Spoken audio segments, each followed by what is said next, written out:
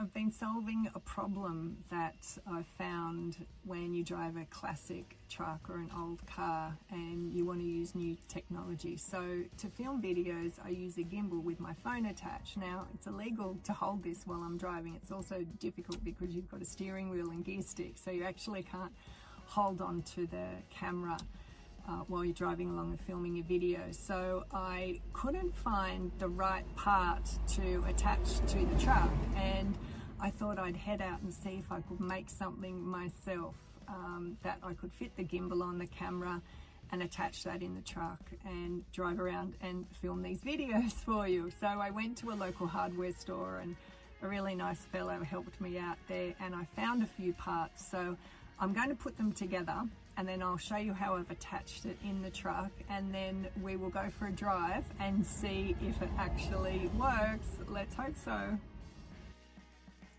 All I needed was a magnet with a hole in the middle, a packet of 1/4-inch bolts and nuts, and then I also bought a horseshoe magnet, which I didn't end up using in the end. I used it on something else. So it was a really simple process to get this together, but I had a couple little challenges on the way, which I occasionally do, but I worked through them. We give things a crack, and it was great. So there's the magnet. It came with a hook, which I've kept the hook just in case I need it for something else. And in goes the bolt, which fit perfectly through this hole. So that went together really well. I did find it challenging working with a big magnet. Everything that was metal wanted to attach to the magnet. So then I've put in one of the nuts just to fill up the spaces on the bolt.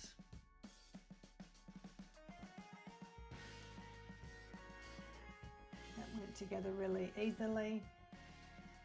And then to get them back through the hole. And everything was attaching to this big magnet. But I worked out how to get this through. This was a little frustrating at times, I had to say.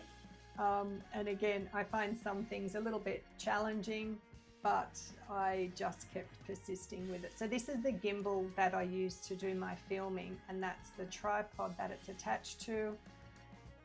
So now it's just a matter of taking that stand off the base of the gimbal, and that thread is the 1/4-inch thread.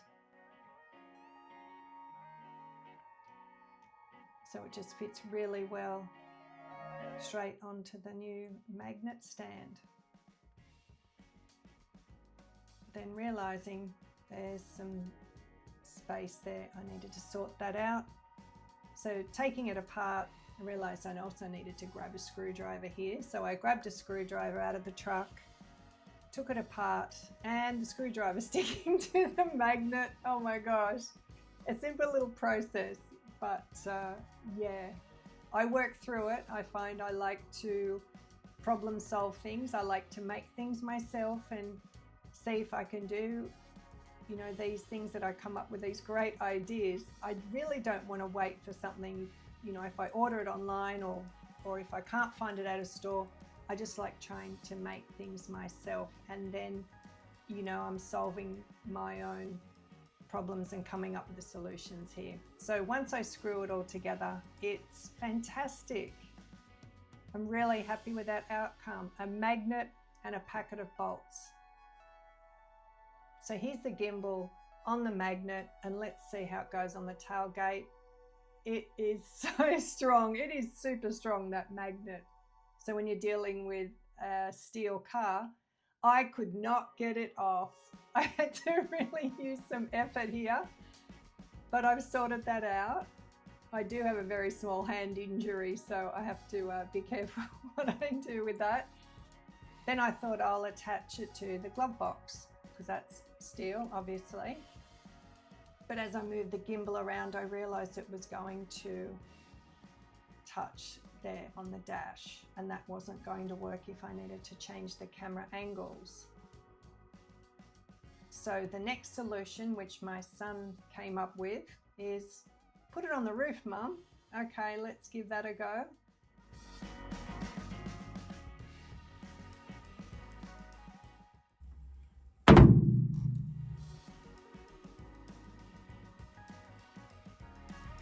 and it works perfectly.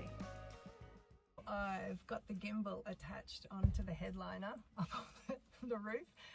It's holding really well. Being a steel truck, this magnet actually goes anywhere, so there was a few spots I could put it, but I thought this was going to wiggle around less. The gimbal, the great thing with this is it holds really still, and if the truck wobbles around, hopefully it doesn't pick up the vibration. I've got my, let's shut the door, I've got my little audio speaker on, which is connected in the phone, so you should be able to hear me okay. I've positioned it out the back so you can see what's happening out the back and out the window, and let's go for a drive down the coast. It's actually a really hot day here. I probably should go for a swim. Let's go for a drive and just see if this actually works. Rightio, off we go.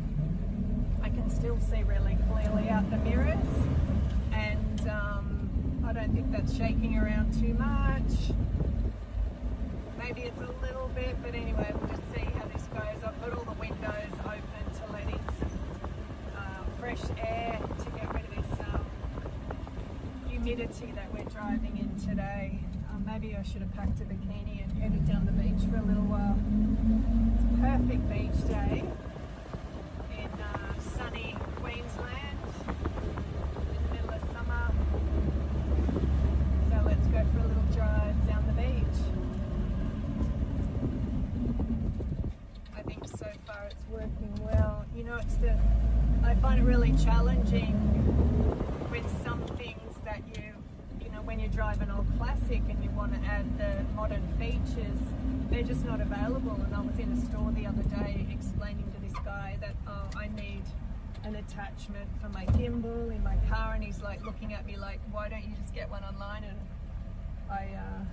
yeah, the ones that I saw just weren't going to work in this truck because I don't have the like the vents and other places that they would go. I could probably put a suction cap on the window, but I didn't want it in the way of the vision, so I think this works really well. So far it's holding. If my phone falls off and the video stops, we'll know that it's not quite working so well. So anyway, let's go for a drive down the beach, and we'll have a look at the water on the way. There's a little bit of vibrating on the camera. Oops, ears would help. Okay, let's go.